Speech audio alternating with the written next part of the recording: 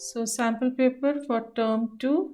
Now question paper is divided into 3 sections ABC. A contains 7 questions, 2 marks. B contains 3 questions, 8 to 10, 3 marks. C contains 3 questions of 4 marks. So this is your question paper, and internal choice will be given in 4 questions where or will be written. You have to solve any one of these two. So I will read the questions and you can see the answers also here. Anju wants to create a table to store the personal details of students. Suggest the possible structure of the table. She also wants to identify a particular record. Suggest suitable column in the table for it and properly explain usage of that constraint. So here what all things you have to do is a table she has to create. So you will suggest the structure of the table. Now personal details of students. So each student will have different set of answers in this question. Now while creating the table, what all things you want to store in this table? So, like they have given a sample answer here. It is not that the same answer every student will write because they know what they have to keep in that personal detail of students. So, the table here they have given a sample admission number, student name, class, address, phone number. Like some student will write in personal detail father's name, mother's name also. So, that is also correct. Now, we have to understand the field name and data types. Field names are the column names. Data types are the data types which it will store. So first, if it is admission number, better to give it a int. If it is a student name, varchar or char. If it is a class, int. Address, varchar or char. Phone number, int. So you will write the structure like this. You will write the field names, the data types, and the size of char and varchar also you have to mention. Now the next part was given here. Okay, they have given here that what all constraints. Now constraints means always the roll number or the admission number is a primary key which is unique and not null. So the first column admission number we will make a primary key which will contains unique and not null values. So this is the first one. Now next is which clause is used to display the structure of a table? Anybody who can tell this answer to show the structure of the table, which MySQL command we are using? We are using, yes? Ma'am, DESC. Very good. Excellent. Clear?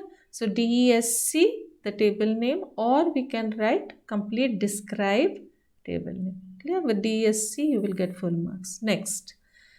Write the domain for field name gender.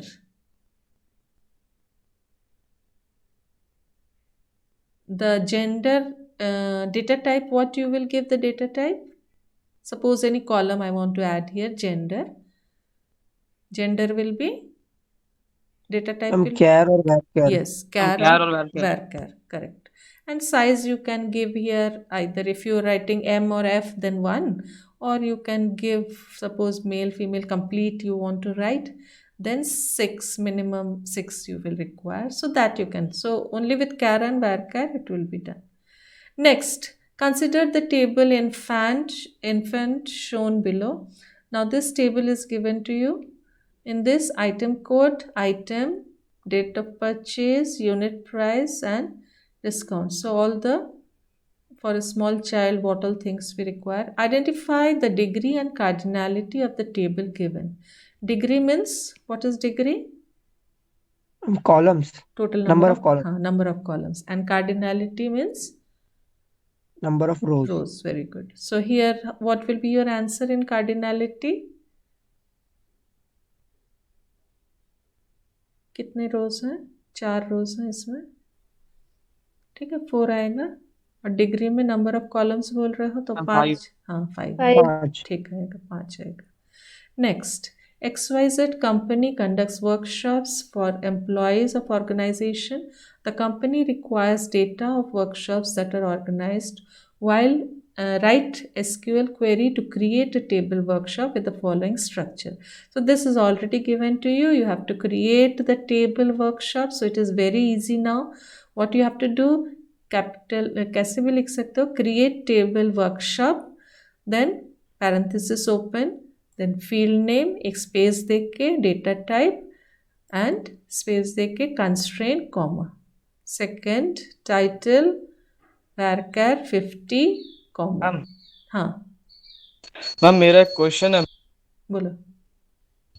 ना। मैं पूछ रहा था कि ma'am जब मतलब कि हम लोग कोई टेबल बनाए, अगर उसमें अगर प्राइमरी की नहीं लिए ना, तो उसको हम लोग ले सकते हैं क्या बाद में, टेबल बनाने के बाद? ऑल्टर, हाँ ऑल्टर करके ले सकते हैं। सपोज एक टेबल बना दिए हो जिसमें प्राइमरी की लिखना भूल गए हैं शुरू में, तो हम ऑल्टर टेबल करके उसमें कॉलम में हम ये ऐड कर सकते हैं, या उसमें कोई भी ऑल्टरेशन करना है। सपोज इसमें मैंने इंटीजर डाल दिया, मेरे को वैरचर करना है, साइज़ 50 डाल दिया, उसको 20 करना है। तो जो भी ऑल्टरेशन होता है कॉलम्स का, हम लोग ऑल्टर टेबल यूज़ करके बाद में कर सकते हैं। तो पहले क्रिएट टेबल कर चुके हो, बाद में ऑल्टर टेबल करके हम इसको डाल देंगे, प्राइमरी की को डाल देंगे। ठीक है, चलो तो ये क्रिएट टेबल वाला हो गया। क्रिएट टेबल बहुत इजी है, ये 2 मार्क का आएगा, ये तो सबसे बन जाएगा। क्रिएट टेबल, टेबल का नाम लिखोगे, फिर यहाँ पे आंसर भी दिख रहा है। ठीक है, ये देखो आंसर यहाँ पे दिया हुआ है, क्रिएट टेबल, टेबल का नाम, फिर पैरेंथेसिस राउंड ब्रैकेट ओपन करोगे और यहाँ पे जो दिया हुआ है इसको एक एक स्पेस के साथ लिख के यहाँ पे कॉमा लगाओगे। प्राइमरी की के बाद यहाँ पे कॉमा है, उसके बाद सेकंड कॉलम है यहाँ पे title varchar 50 comma date workshop date comma num speaker integer. अब लास्ट वाले में कॉमा नहीं लगेगा, लास्ट वाले में ब्रैकेट क्लोज होके यहाँ पे सेमीकोलन लगेगा। तो ये 2 मार्क का आएगा, ये तो सबसे बन जाएगा। ठीक है, नेक्स्ट है what is the relation in RDBMS, how is referential integrity implemented in RDBMS। Referential integrity, जब हम 2 टेबल को ज्वाइन करते, फॉरेन की जब लेते हैं तो उसका रेफरेंस रहता है दूसरे टेबल में। ठीक है, tables in RDBMS is known as relation. जो टेबल में RDBMS के जो टेबल्स होते हैं उसमें रिलेटेड डेटाज रहते हैं, तो उसका जो अभी नया नाम दिया गया, जैसे रोज को टपल बोलते हैं, कॉलम्स को एट्रीब्यूट बोलते हैं, ऐसे ही टेबल्स को हम रिलेशंस बोलते हैं। तो आंसर में क्या होगा, रिलेशन किसको बोलते हैं RDBMS में tables in RDBMS is known as relation. Next question क्या है, रेफरेंशियल इंटीग्रिटी को हम RDBMS में कैसे इम्प्लीमेंट करते हैं। Referential integrity is implemented by using the foreign key. Foreign key use करके हम रेफरेंशियल इंटीग्रिटी को RDBMS में इम्प्लीमेंट करते हैं। ठीक है, next question is difference between char and varchar data types with respect to databases. ये ऑलरेडी कर चुके हो, कोई बोलेगा इसका आंसर, कैर और varchar के डिफरेंसेस। 4 डिफरेंसेस ऑलरेडी कॉपी में लिख चुके हो, नाम से ही समझ में आ रहा है। कैर में क्या होता है, फिक्स्ड लेंथ होता है वेरिएबल में, varchar में क्या होता है, वेरिएबल लेंथ होता है।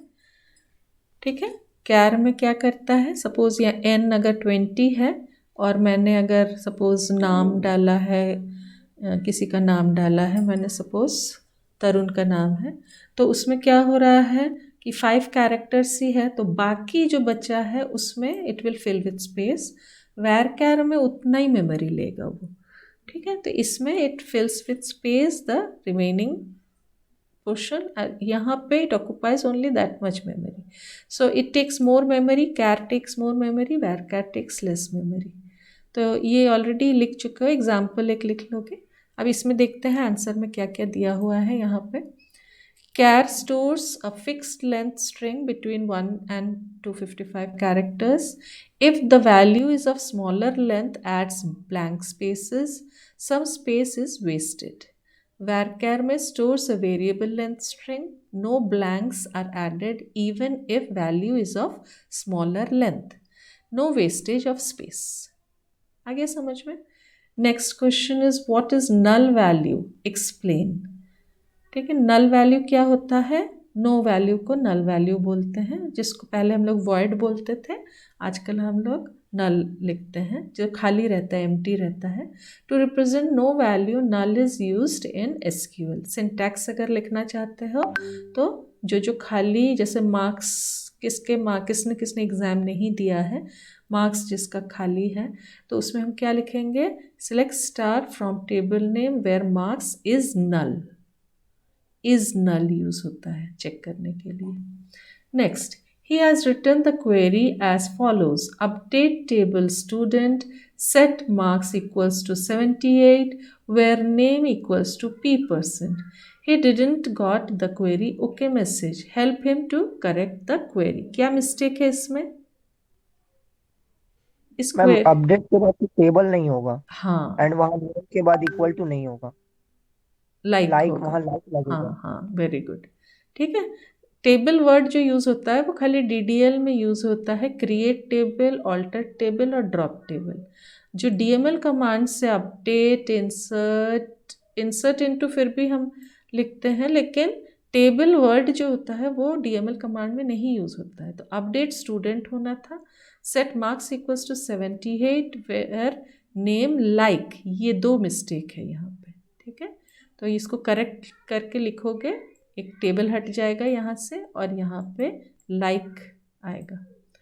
Next, right the difference between candidate key and alternate की।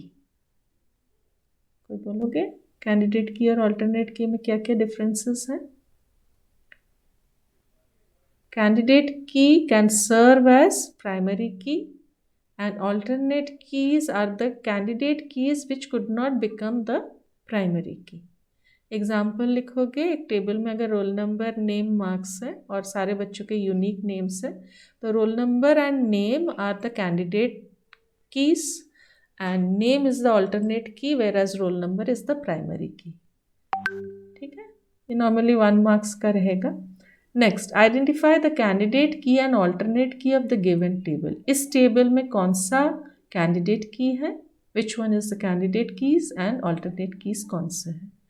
नॉर्मली कोई भी टेबल होता है, पहला एक एम्प्लॉय नंबर जो है यूनिक एंड नॉट नल, तो ये कैंडिडेट की है। नेम भी यूनिक है, हम नेम से भी सर्च कर सकते हैं। नॉर्मली हम डिपार्टमेंट, एज, ग्रेड को यूज़ नहीं करेंगे, लेकिन सब यूनिक है, तीनों सब यूनिक है, तो हम इसको भी कैंडिडेट की बना सकते हैं।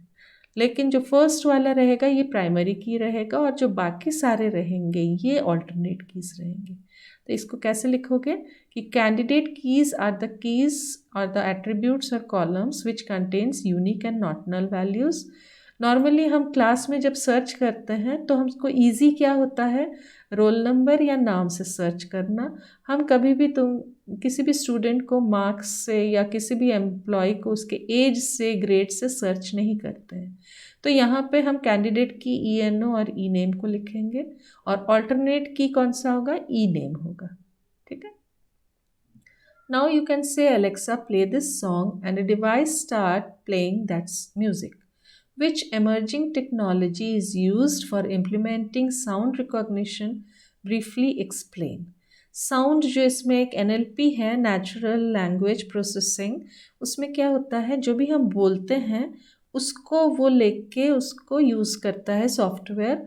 उससे टेक्स्ट में suppose I want to type something and I will just speak it out the questions and it will type in any software. तो इसमें NLP जो होता है ये क्या करता है, नेचुरल लैंग्वेज प्रोसेसिंग जो होता है, जो भी ऑडियो सुन के फिर उसको प्रोसेसिंग करता है, या तो टेक्स्ट में या फिर उसको गूगल सर्च करके, सपोज एलेक्सा, उसको गूगल सर्च करके उस गाने को प्ले करना है। तो हमने जब एलेक्सा को बोला प्ले दिस सॉन्ग, तब उस डिवाइस में जो गाना बजा, एलेक्सा ने गाना प्ले किया। तो कौन सा इसमें इमर्जिंग टेक्नोलॉजी यूज़ हो रहा है, नेचुरल लैंग्वेज प्रोसेसिंग। और कौन कौन से हमने इमर्जिंग टेक्नोलॉजीज़ पढ़े हैं, ऑगमेंटेड रियलिटी, वर्चुअल रियलिटी। तो ये जो लिस्ट ऑफ सारे इमर्जिंग टेक्नोलॉजीज़ हमने लास्ट क्लास में पढ़े थे, उसमें जो फर्स्ट वाला था नेचुरल लैंग्वेज प्रोसेसिंग, उसमें कोई भी ऑडियो से हम मशीन को काम करवा सकते हैं। तो इसका आंसर क्या होगा, NLP होगा, नेचुरल लैंग्वेज प्रोसेसिंग। आंसर देख लेते हैं। Natural language processing, it is the technology used to aid computers to understand the human's natural language। ठीक है, तो ये सेक्शन ए हो गया। सेक्शन बी जो है ये 3 मार्क्स के क्वेश्चन है, सेक्शन ए 2 मार्क्स के क्वेश्चंस थे।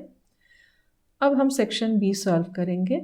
Right the SQL clause for the following to view the structure of a table. क्या होगा इसका answer? View the structure of a table. अभी हम जस्ट DESC होगा, अभी जस्ट पहले हमने किया है, इसका आंसर DESC होगा। अगर सारे टेबल्स को दिखाने हैं कौन कौन से टेबल्स है तब शो टेबल होता है, तो इसमें करेक्शन हो जाएगा, DESC हो जाएगा इसके आंसर में। ठीक है, DESC टेबल, जो भी टेबल नेम है उसको लिखेंगे। Next, to display column details after removing duplication.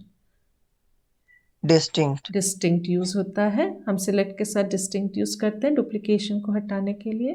To add new records to a table, insert into करके हम न्यू रिकॉर्ड्स को ऐड करते हैं। ठीक है, तो जैसे क्वेश्चन दिया जाएगा, अगर एग्जांपल करके पूरा इंसर्ट इनटू टेबल नेम लिखना चाहते हो लिख सकते हो। तो ये 1 मार्क्स के हैं ये क्वेश्चन। और Mr. Ram, a database administrator, has created a table inventory for storing the details of a hospital inventory. He forgot to mark the primary key column while creating the table. Help him to add primary key constraint for the column INV ID. तो हमको जब भी primary की या कोई भी constraint या data type change करना होता है हम ऑल्टर टेबल यूज़ करते हैं। टेबल का नाम यहाँ पे इन्वेंट्री दिया हुआ है। ठीक है, इन्वेंट्री लिखोगे और फिर जो भी ऐड करना है, जैसे यहाँ पे ऐड करना है प्राइमरी की, तो हम ऐड प्राइमरी की और किस कॉलम को प्राइमरी की बनाना चाहते हैं वो कॉलम को ब्रैकेट में मेंशन करेंगे, semicolon. Next, which command is used to delete a relation in RDBMS? Ma'am drop. ठीक है, सिंटैक्स क्या लिखोगे इसका? Drop table name semicolon. कोशिश करना जो भी आंसर्स हैं इसका सिंटैक्स भी अभी लिख लेना कॉपी में। ठीक है, एग्जाम में सिंटैक्स अगर आ गया तो यहाँ पे हम लिखेंगे ड्रॉप टेबल, फिर टेबल का नाम जो भी दिया रहेगा क्वेश्चन पेपर में, सेमीकोलन। अगर नहीं दिया रहेगा तो हम यहाँ पे less than greater than sign के अंदर टेबल नेम लिखते हैं। तो ये हो गया। Next is list the characteristics of cloud computing. Cloud computing किसको बोलते हैं, उसका एग्जाम्पल बता दो। क्लाउड कंप्यूटिंग क्या होता है? गूगल ड्राइव यूज़ करते हो, कॉपीज अपलोड करते हो, जब गूगल ड्राइव का लिंक शेयर करते हो। क्लाउड कंप्यूटिंग एक सर्विस है जिसमें हम कोई भी सॉफ्टवेयर या कोई भी जो भी डेटा है उसको क्लाउड में रखते हैं ताकि हम इंटरनेट यूज़ करके उसको कहीं से भी from anywhere anyone can access it. ठीक है, एग्जाम्पल इसका गूगल ड्राइव है। ठीक है, आंसर्स देख लेते हैं। Cloud computing is the delivery of different services through the internet. These resources include tools and applications like data storage, servers, databases, networking, and software. Next, give an example for blockchain technology. Blockchain क्या होता है? जिसमें जो भी काम कर रहा है सबको वो दिखेगा और सब उसके, सपोज एक मैंने क्वेश्चन पेपर गूगल डॉक में बनाया है या मैंने एक टेबल गूगल स्प्रेडशीट में बनाया है और फिर मैंने शेयर किया, तो उसमें कोई भी अगर उसमें मेंशन किया रहेगा कि एनीबडी कैन एडिट, तो उसमें गूगल डॉक में सपोज मैं गूगल डॉक आज क्रिएट कर रही हूँ और उसमें मैं बोल रही हूँ कि सारे स्टूडेंट्स उसमें इंपॉर्टेंट क्वेश्चंस को टाइप करो, तो वो एक क्वेश्चन पेपर जैसे या important questions with answer type करो, तो क्वेश्चन बैंक जैसे फॉर्म हो जाएगा। तो ये क्या होता है कि ब्लॉकचेन क्या होता है, जो भी student everybody is having the power to see and edit। ठीक है, शेयर हो रहा है सबके साथ, प्लस उसमें कोई भी उसमें जो डेटा डाल रहा है या इंफॉर्मेशंस जो भी शेयर कर रहे हैं वो सबको शेयर हो रहा है। Next, what is the concept of big data? Big data क्या होता है?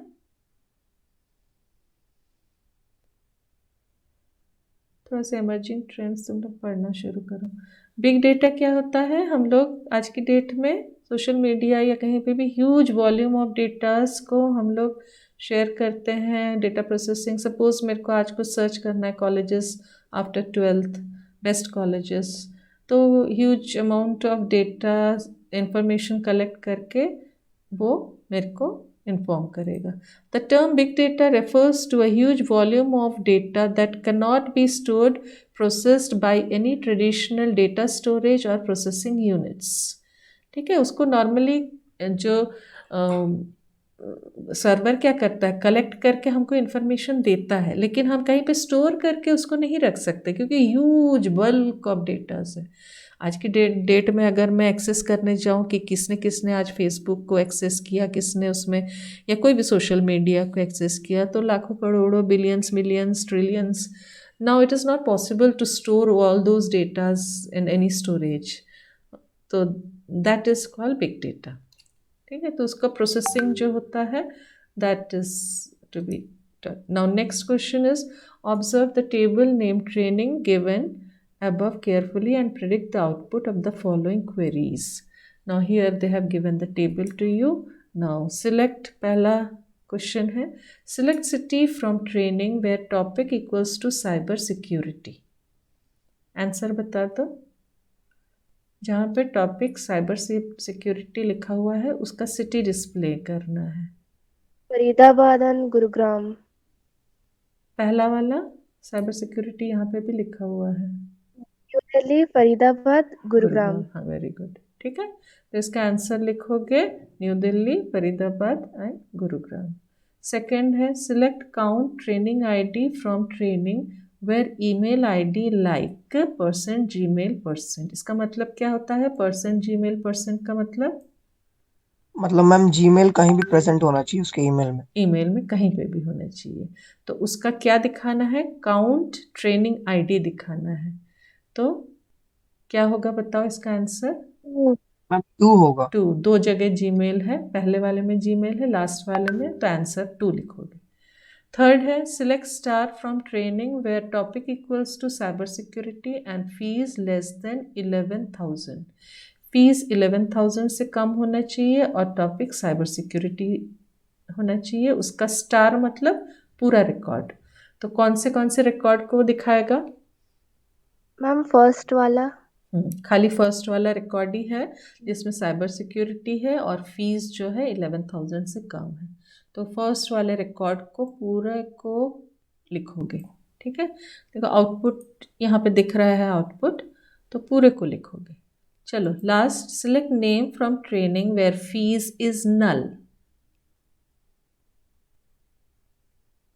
Mister Naveen. Mister Naveen, fees जहाँ पे नल है मिस्टर नवीन। आगे ना बहुत इजी है, MySQL बहुत इजी है, एक बार अच्छे से समझ लो, फुल 100 आउट ऑफ 100 मिलता है इसमें, खाली एक बार समझ लो बस। फीस जहाँ पे नल है उसका नाम सिलेक्ट, मतलब नाम डिस्प्ले करना है। नाम में नल में फीस नल है, नाम क्या है? मिस्टर नवीन है, आंसर में मिस्टर नवीन लिखोगे बस। मैम एक डाउट है। पूछो। मैम थ्योरी पेपर जो हम लोग का था वो हम्म, कितना मार्क्स का था? उसको मैं डिस्कस कर रही हूँ, ये वाला रिकॉर्ड हो रहा है तो उसको मैं बता दूंगी। ठीक है, जस्ट ये रिकॉर्डिंग बंद हो जाए फिर मैं उसको डिस्कस कर रही हूँ। चलो, Mr. Manav, a database administrator in Global Educational and Training Institute, has created following table named training for the upcoming training schedule.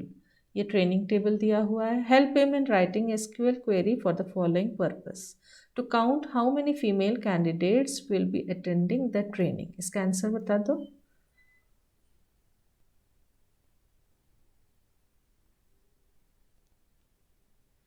देखो फीमेल कैंडिडेट लिखा है लेकिन यहाँ पे कहीं पे भी मेल फीमेल करके नहीं दिया है, तो हमको कैसे निकालना पड़ेगा? नेम में मिस्टर और मिस लिखा हुआ है, तो हमको यहाँ से निकालना पड़ेगा क्या है, कितने फीमेल कैंडिडेट्स गिन के बताने हैं। तो काउंट यूज़ करेंगे, तो सिलेक्ट काउंट स्टार भी लिख सकते हो, काउंट नेम भी लिख सकते हो।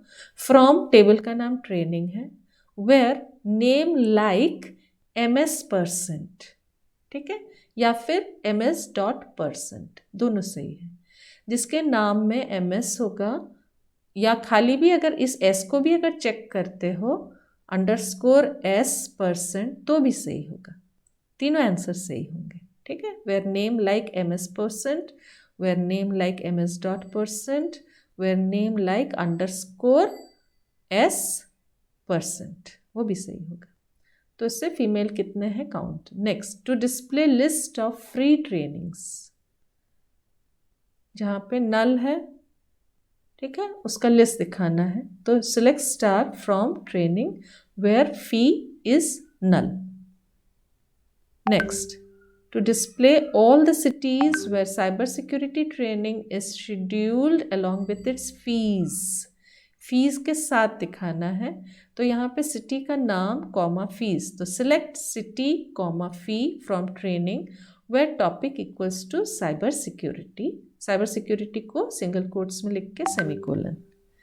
To display the details in descending order of training ID, select star from, table का नाम क्या है training, order by training ID DESC semicolon, descending order में हो रहा है। ठीक है, चलो next 12th question. Table is given to you and questions are given to you here. To display teacher name periods of all teachers whose periods less than 25, तो यहाँ पे पीरियड लेस देन 25 को डिस्प्ले कराना है। Teacher का नाम, तो select teacher name comma periods from school, table का नाम वेयर पीरियड्स लेस देन 25। तो ईजी है, इसमें कुछ नहीं, डिस्प्ले की जगह सिलेक्ट लिखना है, जो भी डिस्प्ले कराना है उसको कॉमा करके लिखना है, फ्रॉम टेबल नेम लिखना है, और जो भी कंडीशन दिया रहेगा वेयर करके उस कंडीशन को लिखना है। इस एग्जाम में ज़्यादा टेंशन नहीं है। ठीक है, select teacher name comma periods from school where periods less than 25 semicolon. Next question, to display teacher name code and subject that are having experience 10 to 15 years, तो यहाँ पे हम क्या यूज़ करते हैं, जहाँ पे रेंज दिया रहता है हम बिटवीन यूज़ करते हैं। तो select teacher name comma code comma subject from table name where experience between 10 and 15 semicolon. To display the details of teachers who are teaching English, physics, maths, chemistry, list दिया हुआ है। क्या use करते हैं उसमें, लिस्ट जब दिया रहता है तो हम इन यूज़ करते हैं। ये वन वर्ड के क्वेश्चंस, वन वर्ड तो नहीं, लेकिन हाँ आ सकते हैं कि which keyword is use to check from a list, तो इन यूज़ होता है, या which clause is use, in clause use होता है। तो select star from school where subject in round bracket में, इन चारों सब्जेक्ट्स को सिंगल कोट्स में, एक एक को सिंगल कोट्स में करके फिर, अच्छा यहाँ पे आंसर्स देख लो, आंसर्स भी दिए हुए हैं, आंसर से मैच कर लो। Next, to display code, teacher name and subject of all teachers who have joined the school after 1/1/1999। After का मतलब है इस डेट के बाद, तो ग्रेटर देन साइन यूज करेंगे। तो select code teacher name comma subject from school where, अब यहाँ पे जॉइंड द स्कूल के लिए कॉलम का नाम देख लो, DOJ दिया हुआ है, तो हम DOJ ग्रेटर देन, ये जो डेट है इसको सिंगल कोट्स में लिखा जाता है हमेशा। ठीक है, सो DOJ ग्रेटर देन इस डेट को सिंगल कोट्स में लिखेंगे। आउटपुट ऑफ द फॉलोइंग, अब वही सेम टेबल है, उस टेबल में देख के ये आउटपुट्स को लिखना है। तो यहाँ पे जिसका एक्सपीरियंस 15 से ज़्यादा है और पीरियड्स 25 से 15 से कम है और पीरियड्स भी 25 से कम है, उसका सब्जेक्ट लिखना है। तो एक्सपीरियंस 15 और पीरियड्स 25 से कम देख लो, एक्सपीरियंस 15 से कम बहुत सारे हैं, और ये 25 से कम में खाली 1 2 3, तो खाली ये पहला वाला आ रहा है, कंडीशन सेटिस्फाइड जो कर रहा है पहले वाला कर रहा है, तो इसका सब्जेक्ट लिखना है। तो आंसर में क्या लिखोगे, खाली इंग्लिश लिखोगे। ठीक है, तो ये तो बन जाएंगे, इसको अच्छे से देख लेना। Select teacher name from school where subject English and code 1123 का टीचर का नाम लिखना है। 1123 का टीचर का नाम GANAN, गणन लिखोगे। मैम इसका तो नेक्स्ट, एम्प्टी अच्छा, सेट होगा। Subject English, sorry sorry sorry sorry sorry, हाँ क्या बोले?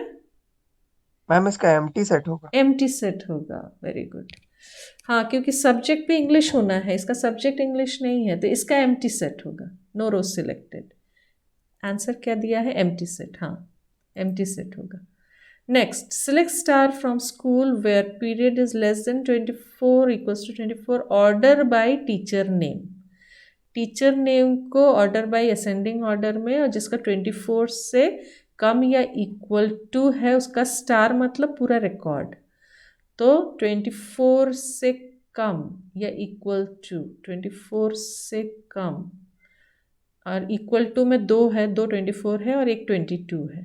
अच्छा, ऑर्डर बाय करने के लिए नाम में आएंगे हम, तो उमेश है, यशराज है, रवि है। तो पहले रवि आएंगे, उसके बाद यू आएगा, फिर वाई आएगा, लास्ट में यशराज आएगा। ठीक है, रवि, फिर उमेश, फिर यशराज, तीनों का पूरा रिकॉर्ड, इसमें स्टार लिखा हुआ था तो पूरा रिकॉर्ड आएगा। चलो, select count distinct subject from school. इसको कोई बता दो, डिस्टिंक्ट सब्जेक्ट में कितने सब्जेक्ट हैं? मैम 4, 4 फिजिक्स, सब्जेक्ट है, केमिस्ट्री, मैथ्स, हाँ इंग्लिश। इंग्लिश 4 सब्जेक्ट्स है यहाँ पे, इंग्लिश, फिजिक्स, मैथ्स और केमिस्ट्री। तो यहाँ पे 4 आएगा क्योंकि डिस्टिंक्ट कीवर्ड यूज़ किया है, डिस्टिंक्ट क्लॉज यूज़ किया है। चलो, last question, consider the following table to add a column feedback with suitable data type. Feedback को ऐड करने के लिए हम क्या लिखेंगे? क्वेरी बता दो। जब भी न्यू कॉलम को ऐड करना होता है तो alter table, table name, add, जो न्यू कॉलम नेम दिया रहता है। अब उसका डेटा टाइप यहाँ पे सुटेबल बोला है तो फीडबैक हम नॉर्मली कैर या वैर कैर लिखेंगे और एक साइज डाल देंगे 30-40। Add ₹1000 to all customers in the balance field। Balance field में ऐड करना है 1000, तो सबको करना है तो वेयर नहीं लगाएंगे। तो अपडेट, जब भी ऐड कोई डेटा को चेंज करना रहता है, इंक्रीज, डिक्रीज, ऐड, तब हम अपडेट लिखते हैं। अपडेट टेबल का नाम कस्टमर है, set balance equals to balance plus 1000। Next, delete the details of customer with name Ramesh. So delete customer where name equals to, delete from customer होगा, यहाँ पे थोड़ा सा मिस्टेक हो गया है। delete from customer होता है where name equals to, syntax में delete from customer where name equals to Ramesh होता है। display the details of all customers, select star from customer। ठीक है, टेबल का स्पेलिंग यहाँ से देख लेंगे हम और इसी स्पेलिंग को हम लिखेंगे। तो डिटेल्स ऑफ ऑल कस्टमर्स, तो select star from customer. So this was your set 1 set today we have solved. Daily we will solve one set. So you have to learn how to attend in 2 hours. Question paper will be of 2 hours and these all questions, this type of questions will be there. And easily anybody can score 100 out of 100 because SQL, if you write the answers correctly, nobody can deduct half marks or any marks from anywhere. So very easily you all can get 100 out of 100 in this session ending exam.